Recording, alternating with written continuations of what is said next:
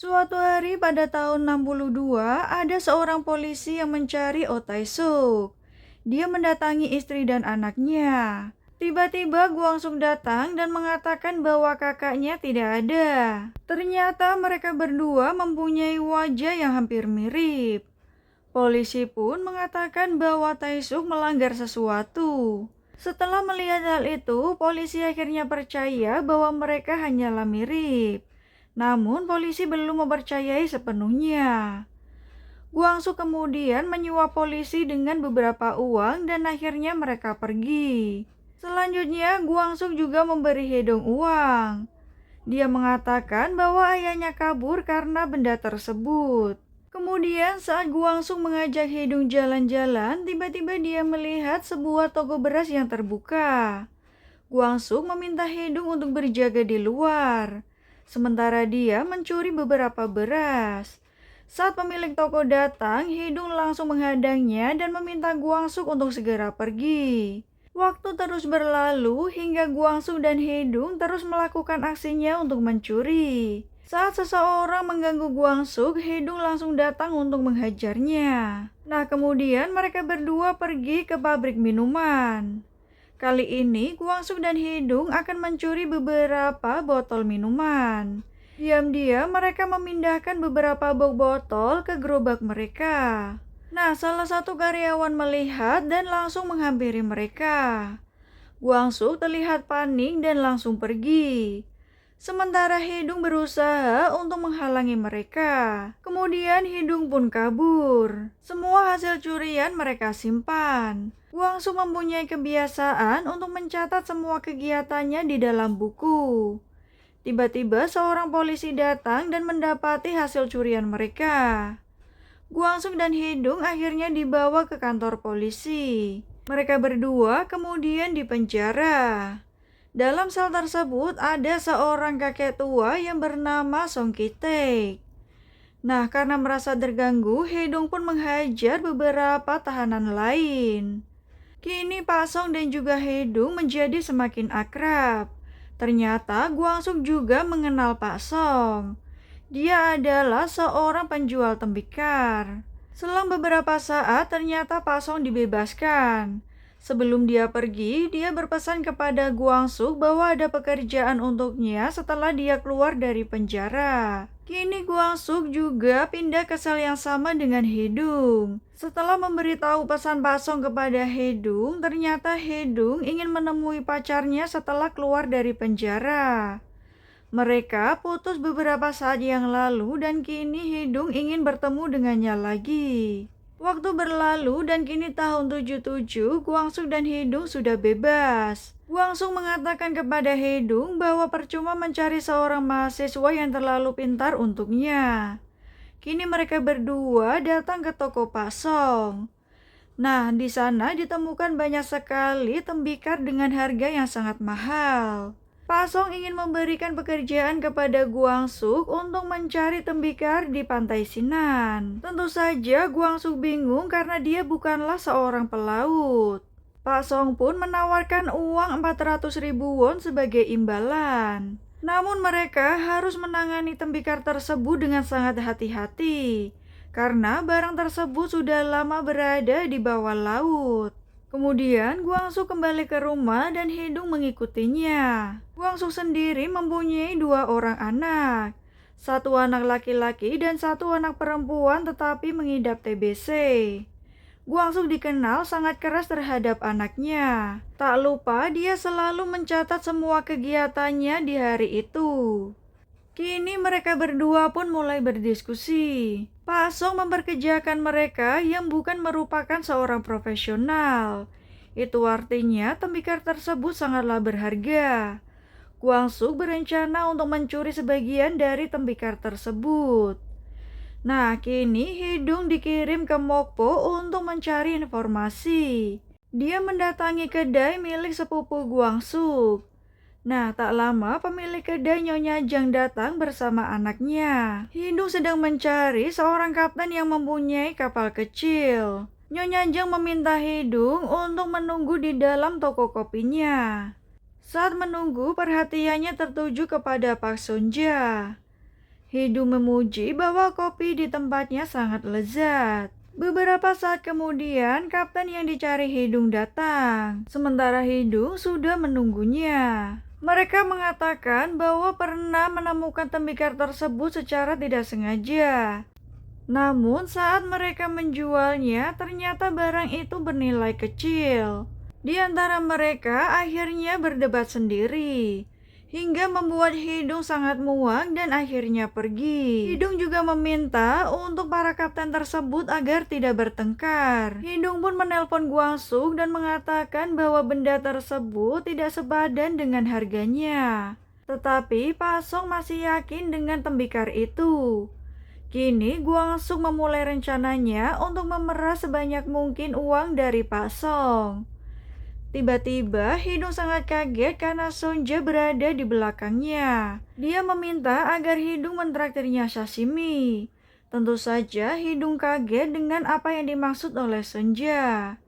Ternyata Sonja diminta oleh para kapten tersebut untuk mengawasi dan juga mencari tahu apa yang sedang dibicarakan oleh Hidung. Tak lama seorang pria berkacamata datang. Dia adalah Jong Bolgu, orang yang menyukai Sonja. Selain itu, dia juga merupakan preman setempat. Nah, Nyonya Jang datang dan meminta Bolgu untuk tidak mengganggu Hidung. Hidung pun sangat kesal dengan pria tersebut. Sementara itu, saat Guangsuk akan mendatangi toko Pak Song, ternyata dia melihat Pak Han yang sedang memberikan sebuah pesan di secari kertas. Pak Han pun kemudian pergi karena toko tersebut tutup. Guangsuk melihat isi kertas tersebut yang bertuliskan apakah Pak Song akan menemui pemimpin Chon. Keesokan harinya, ternyata Pak Song mendatangi kantor Heungbek. Dan Guangsuk diam-diam juga mengikutinya. Setelah Pak Song naik lift, Guangsuk juga mengikutinya. Nah, dia memencet lantai 6 terlebih dahulu. Tak lama seorang nyonya muda datang bersama supirnya. Dia bernama Nyonya Yang. Dia merupakan istri dari ketua Chon pemilik Hungbek. Nah, setelah Nyonya Yang masuk ke dalam lift, tiba-tiba dia berhenti di lantai 6. Guangsuk yang saat itu berada di lantai 6 masuk kembali ke dalam lift dan menuju ke lantai 12. Terungkap bahwa lantai tersebut adalah ruangan dari ketua Chon. Sementara Guangsuk hanya bisa menunggunya dari luar. Setelah beberapa saat, Pak Song akhirnya keluar dan Guangsuk menyapanya. Tentu saja Pak Song sangat kaget melihat kedatangan Guangsuk. Tak lama mereka berdua pun pergi ke sebuah kedai. Guangsuk ingin mengetahui apa yang sedang direncanakan oleh Pak Song. Akhirnya Pak Song memberitahu bahwa ketua Chon setuju untuk membeli semua tembikar yang ditemukan. Namun Pak Song sudah mempunyai rencana lain jika tembikar yang ditemukan sedikit. Saat ini dia sudah menanam beberapa tembikar di bawah laut dan itu adalah tembikar palsu. Dia berencana menunjukkan tembikar asli Sinan kepada Pak Chon tetapi akan menjualnya dengan tembikar palsu. Kini Guangsuk mulai berubah pikiran. Dia beranggapan bahwa orang yang menemukan tembikar terlebih dahulu adalah pemiliknya.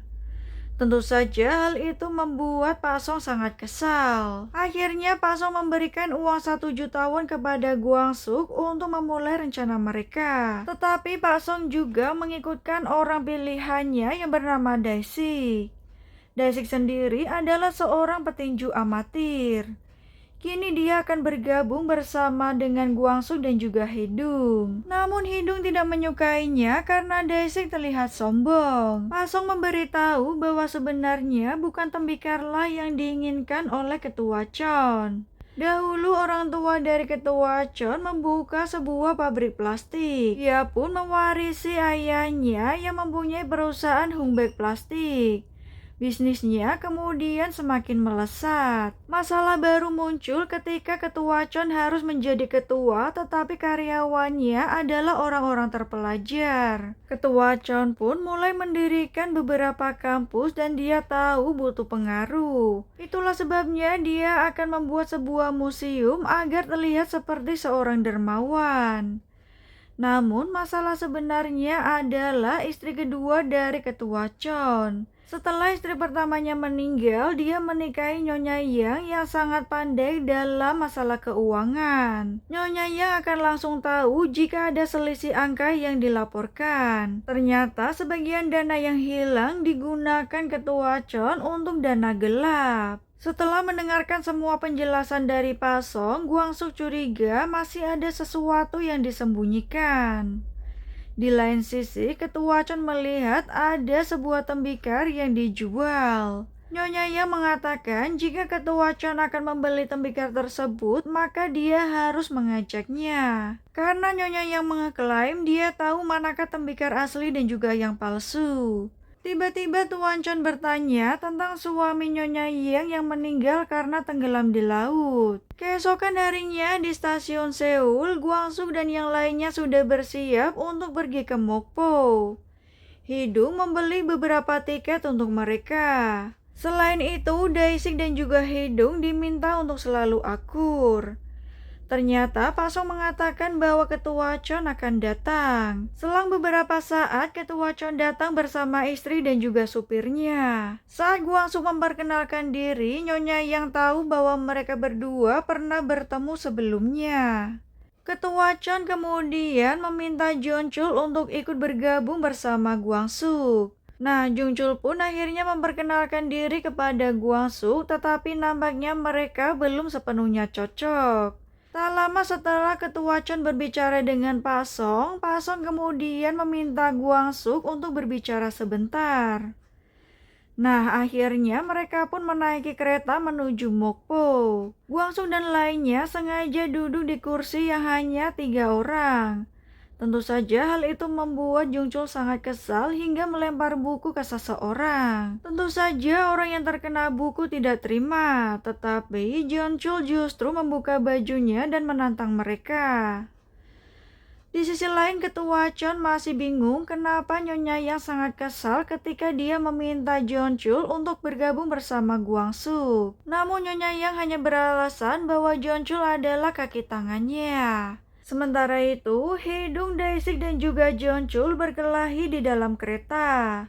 Hal itu membuat Guangsu sangat marah dan juga kesal. Dulu ketika tahun 1964, saat itu Nyonya Yang sedang bekerja di Hungbek Plastik. Secara tak sengaja, Nyonya Yang melihat berita di koran bahwa beberapa awak kapal meninggal dunia karena tenggelam. Dan salah satunya adalah Im Jonchul yang ternyata adalah suami dari Nyonya Yang. Selang beberapa waktu tahun 1976, saat itu Nyonya Yang sudah dinikahi oleh ketua Chon. Tiba-tiba ada seseorang yang menelpon dan memintanya untuk bertemu. Ketika keluar, ternyata Im Jongchul yang datang dan ternyata dia selamat. Itulah sebabnya Im Jongchul bisa bekerja bersama Nyonya Yang. Kini setelah perkelahian, akhirnya semuanya terdiam. Tiba saatnya mereka untuk turun di stasiun Mokpo. Selanjutnya, mereka juga pergi ke sebuah pelabuhan Mokpo untuk bertemu dengan seseorang. Guangsuk mendapat alamat untuk pergi ke Losmen Damai. Dan dia diminta untuk bertemu dengan Tuan Ha. Ha Yongsu sebagai pemilik Losmen menyombongkan diri bahwa dia tidak senang untuk diperintah. Selain itu, Ha Yongsu juga menunjukkan bekas luka di perutnya. Karena kesal, Jeonchul juga membuka bajunya dan membuat Ha Yongsu ketakutan. Ha Yongsu kemudian menceritakan bahwa suatu hari ada nelayan yang menemukan keramik di jalannya. Ketika pulang, dia menjadikan keramik tersebut sebagai piring anjing. Suatu ketika, adik nelayan itu datang dan membawa piring keramik tersebut karena dinilainya pasti berharga. Ketika Biro Kekayaan Budaya melihatnya, ternyata itu dari dinasti Yuan. Nah, itulah kenapa tembikar-tembikar tersebut berada di pantai Sinan. Kemudian Daisik menelpon Pak Song untuk memberitahu apa yang terjadi. Di saat Jongchul akan menelpon, dia meminta semuanya untuk mendapat privasi. Saat itu ternyata Jongchul menelpon ketua Chon untuk memberitahu keadaan yang sekarang. Jongchul mengabarkan bahwa tidak ada yang melakukan hal yang mencurigakan. Dia mendengar ketua Chon sedang memerintah istrinya yaitu Nyonya Yang. Setelah Jongchul selesai, dia melihat Hidong masih berdiri di depan toko. Dia marah karena itu mengganggu privasinya saat menelpon. Dari arah belakang ternyata Sonja datang dan menyapa Hidong. Nah, Jongchul mulai penasaran siapakah wanita tersebut. Namun Hidong tidak memperdulikannya, kemudian pergi. Sementara Ha Yong-su menelpon kapten kapal yang bernama Huang Taesun. Dia adalah orang yang bisa menyediakan kapal untuk mereka. Tak lama Tuan Ha dan Guang-suk bertemu dengan Kapten Huang. Dan keduanya saling memperkenalkan diri satu sama lain. Tuan Ha juga memperkenalkan Dae-sik, Hye-dong, dan juga Jongchul. Nah, kini Jongchul masih penasaran tentang wanita yang menyapa Hye-dong. Hye-dong pun memberitahu bahwa dia tidak sengaja bertemu dengan Sonja saat ingin bertemu dengan mantan pacarnya yang sama-sama tinggal di Mokpo. Kapten Huang mulai berdiskusi dengan Guangsu bahwa lokasi yang akan mereka tempuh cukup jauh serta mempunyai kedalaman 20 meter.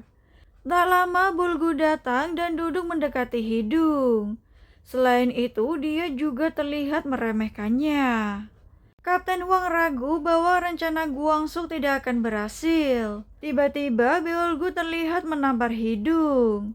Dia mengejek Hidung hingga membuatnya sangat kesal dan juga marah.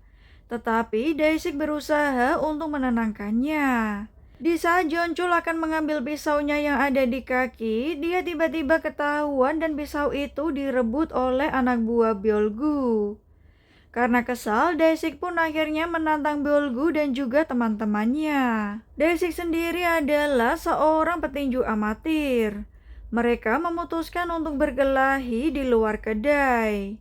Saat Dae-sik sudah bersiap untuk menyerang Bulgu, tiba-tiba Hye-dong berteriak untuk berhenti. Sementara Kapten Huang ingin meminta sebagian dari hasil temuan. Dia beralasan hanya beberapa orang yang mengetahui lokasi tersebut. Kemudian Guangsu menawarkan 30% dari hasil penemuan. Walaupun banyak orang kaya, belum tentu dia bisa menjualnya. Akhirnya mereka bernegosiasi dan Guangsu akan memberinya 1 juta won. Di saat Dae-sik, Hye-dong, dan Jongchul bersiap untuk berkelahi, tiba-tiba seorang polisi datang. Polisi itu bernama Sim Hong-gi. Dia tahu bahwa Bulgu sering membuat masalah. Hong-gi juga memperingatkan Bulgu bahwa dia bisa menyeretnya ke kantor polisi. Tak lama Kapten Huang datang dan menyapa Hong-gi. Ternyata mereka merupakan teman dekat.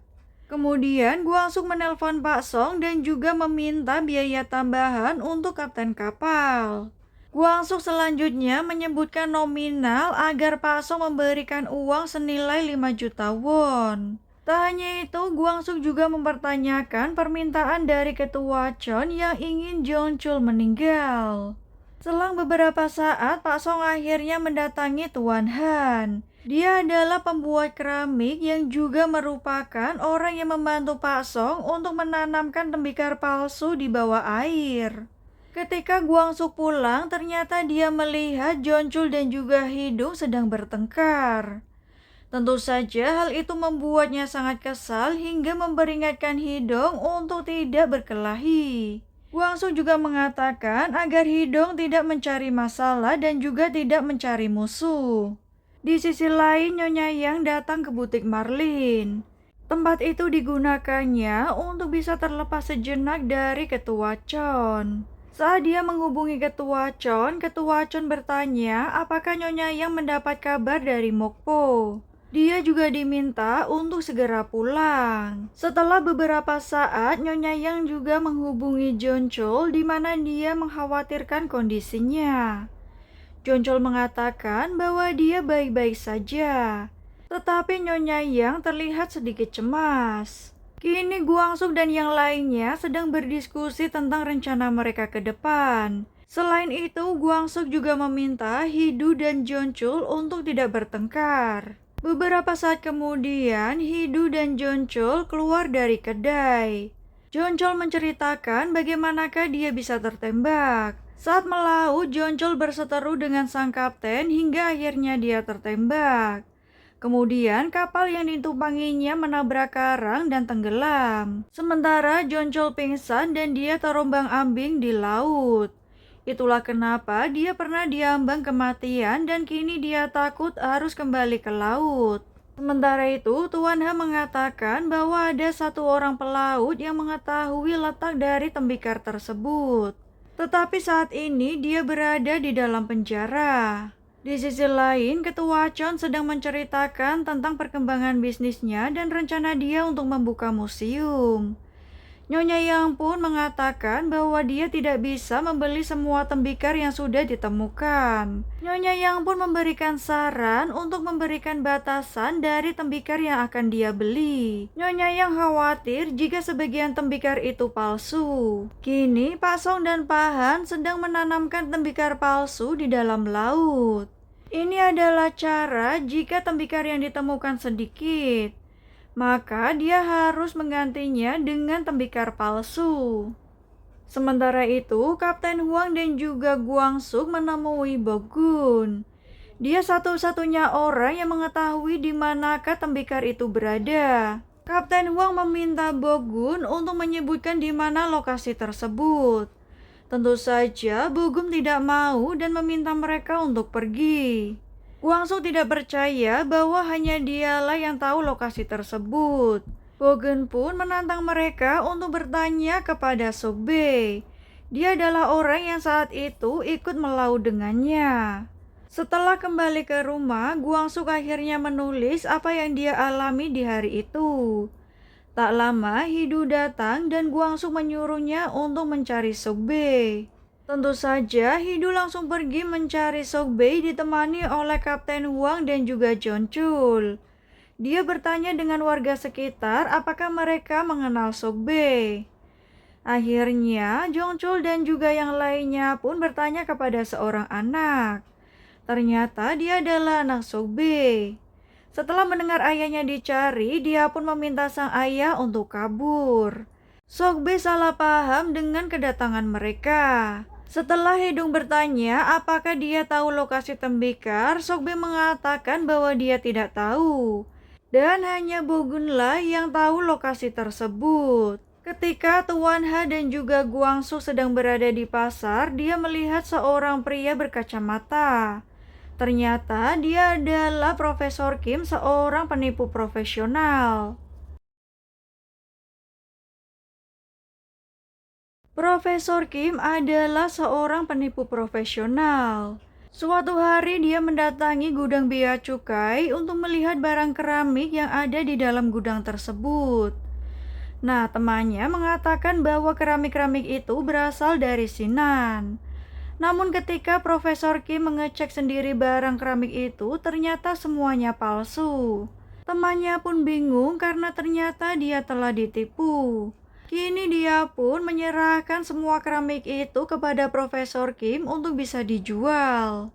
Nah, kemudian Profesor Kim mengajak seorang anak tiri dari Yakuza untuk melihat keramik di toko yang dia pilih. Keramik yang ditawarkan oleh anak tiri Yakuza tersebut memiliki nilai yang cukup mahal. Tentu saja karena Profesor Kim dan juga pemilik toko sudah bersekongkol. Namun anak tiri dari Yakuza justru menawarkan barter dengan samurai yang dia miliki. Selain itu, dia juga menawarkan pistol yang juga bernilai 5 juta won. Profesor Kim mulai bersandiwara dengan pemilik toko. Akhirnya, anak tiri Yakuza pun setuju untuk melakukan barter. Sementara, Kapten Wong masih bingung bagaimanakah cara mengeluarkan Bogun dari penjara. Wang Suk juga mengingatkan ada penipu profesional yang datang dari Busan. Kemudian, Kapten Wong meminta tambahan uang untuk membayar temannya yang seorang polisi agar bisa tutup mulut.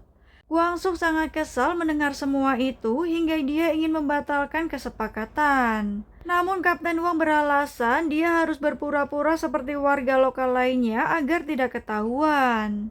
Di sisi lain, Pak Song kini menemui Nyonya Yang untuk melakukan kesepakatan dari hasil penjualan tembikar. Pak Song sangat kesal karena sebelumnya Ketua Chon sudah menyepakati untuk membeli semua tembikar yang mereka temukan.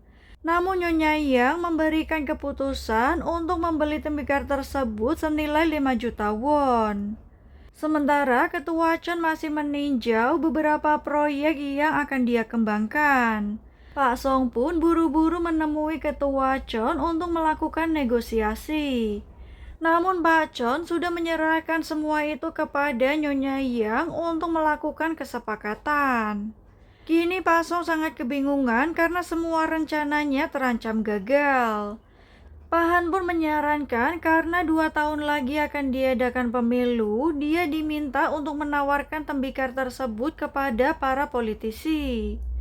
Karena para politisi tersebut tentu saja tidak akan membeli barang palsu. Di lain sisi, Hedong bertemu dengan Sonja di kedai kopi. Alasan Sonja berambut pendek karena Nyonya Jiang tidak mengizinkannya untuk pergi ke Seoul. Saat mereka asik mengobrol, tiba-tiba Nyonya Jiang datang dan meminta Sonja untuk segera mencuci piring. Di balik tirai yang lain, ternyata Profesor Kim juga minum di kedai tersebut. Hidung mendengar bahwa dia berasal dari Busan. Tentu saja dia teringat dengan kata-kata Guangsuk untuk waspada. Kemudian, Hedong meminta Sonja untuk ikut dengannya sebentar. Profesor Kim melihat mereka berdua. Kini Hedong memberikan uang kepada Sonja dan meminta dia untuk mengawasi Profesor Kim dan memberitahu apa yang dia rencanakan. Sebagai imbalan, Sonja ingin dia mengajaknya ke Seoul. Hejong pun setuju dan dia berjanji akan mengajaknya suatu saat. Nah, di saat Guangsuk menelpon, Pak Song memberitahu bahwa rencana mereka terancam gagal. Semua itu karena istri dari Tuan Chon, yaitu Nyonya Yang menyetop aliran dana. Pak Song juga tidak tahu apa yang harus dia lakukan. Satu-satunya cara yaitu dengan membujuk Nyonya Yang. Kini Guangsuk mempunyai rencana untuk mengirim Hidong menemui Nyonya Yang dengan membawakan tembikar yang paling bagus. Dan dia harus menyerahkan sendiri kepada Nyonya Yang. Setelah sampai di Seoul, Tuan Song langsung mengajari Hedong bagaimanakah cara menjelaskan barang tersebut kepada Nyonya Yang. Tuan Song menyadari apa yang direncanakan Guangsuk dengan mengirim Hedong. Nah, kemudian saat Sonja sedang merajut, tiba-tiba Bolgu datang bersama Profesor Kim. Bolgu langsung menggoda Sonja dan Sonja merasa sangat risih. Sementara Profesor Kim memanggil Sonja dan memintanya untuk mendekat. Profesor Kim juga berusaha untuk menggoda Sonja, tetapi Sonja terus menolaknya. Saat Profesor Kim mengeluarkan uang dari tasnya, Sonja melihat ada sebuah pistol di dalam tas tersebut. Nah, di sisi lain, Hedong akhirnya sampai di rumah Tuan Chon. Saat pelayan datang, Hedong mengatakan bahwa dia harus memberikan barang tersebut kepada Nyonya Yang sendiri. Nyonya Yang pun terlihat sangat senang ketika Hedong datang. Nah, saat Guangsuk pulang, Jonchul bertanya di manakah Hedong. Guangsuk menjawab bahwa dia menyuruhnya kembali ke Seoul. Guangsuk pun mengungkapkan bahwa Nyonya Yang berusaha untuk terus menawar harga. Menurut Jonchul, itulah alasan kenapa Ketua Chon menikahi Nyonya Yang karena dia pandai untuk mengatur uang. Sementara itu, Hedong mengeluarkan tembikar yang dia bawa. Karena tembikar itu dimaksudkan sebagai hadiah untuk Nyonya Yang. Tetapi tiba-tiba Nyonya Yang justru melempar tembikar tersebut dan menolak pemberian itu. Kemudian Nyonya Yang juga meminta Hedong untuk segera pergi. Di saat keluar, tiba-tiba pelayan menghentikannya dan mengembalikan kain milik Hedong. Ada sebuah pesan di mana Nyonya Yang meminta Hedong untuk bertemu di butik Marlin. Sesampainya di butik tersebut, penjaga butik langsung membawa Hedong untuk masuk ke sebuah ruangan. Dan ruangan itu adalah ruangan rahasia yang biasa digunakan oleh Nyonya Yang. Di sana, Nyonya Yang sudah menunggu Hedong untuk melakukan bercinta. Tentu saja, Nyonya Yang tahu bahwa hadiah sesungguhnya yaitu adalah Hedong. Alasan dia memecah tembikar agar Ketua Chan berpikir bahwa dia bersikap netral. Nah, keduanya pun akhirnya meminum whisky. Suasana pun menjadi semakin romantis.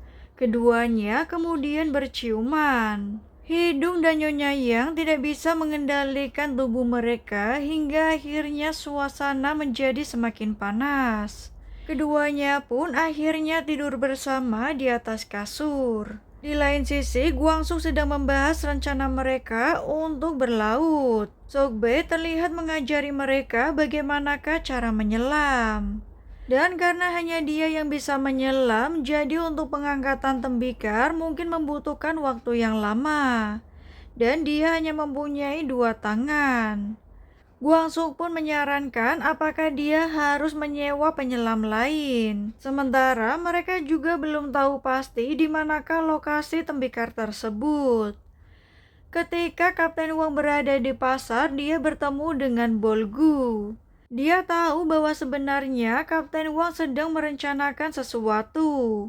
Nah, di sisi lain, Hidung akhirnya keluar dari kamar. Saat bertemu Nyonya Yang meminta dia untuk berganti pakaian. Selain itu, Hidung juga bertanya bagaimanakah nasib dari tembikar mereka. Nyonya Yang akan mempertimbangkannya lagi. Kini Bogun mempunyai seorang tamu. Ternyata Profesor Kim menyuap kepala polisi untuk bisa membebaskan Bogun sementara. Nah, tak lama Bogun pun akhirnya datang. Dia terlihat bingung karena ternyata Profesor Kim ingin membebaskannya. Kepala polisi memberitahu bahwa dia hanya memberi waktu 2 minggu untuk Bogun. Kemudian saat Guangsu sedang berada di pasar, dia melihat Bogul mengganggu Daisik. Ternyata Bogul bersama dengan Profesor Kim dan juga Bogun.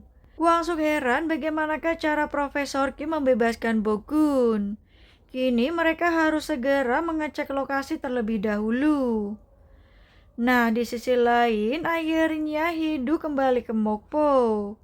Dia langsung menemui Sonja dan mengajaknya untuk keluar makan sashimi. Tentu saja Sonja senang karena akhirnya Hidung menepati janjinya.